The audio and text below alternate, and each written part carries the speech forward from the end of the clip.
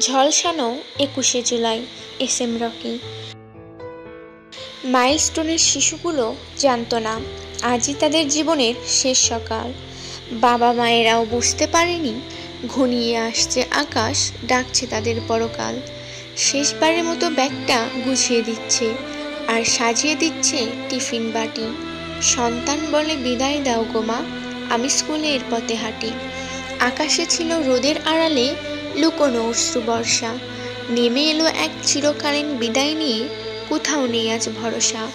বিমান বাহিনীর প্রশিক্ষণ বিমান নিয়ন্ত্রণ হারিয়ে মাইলস্টোন স্কুল অ্যান্ড কলেজের জুনিয়র ভবন নিমেষেই দিল ঝলসিয়ে।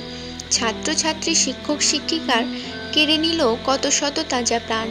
একের পর এক আহত মৃত, আর কত করে তার বয়ান। জলজান্ত সন্তানকে স্কুলে পাঠিয়ে ফিরতে হলো এক টুকরো কয়লা হাতে নিয়ে। কেউ পেল মরাদেহ, কেউ বা নাহি পেল।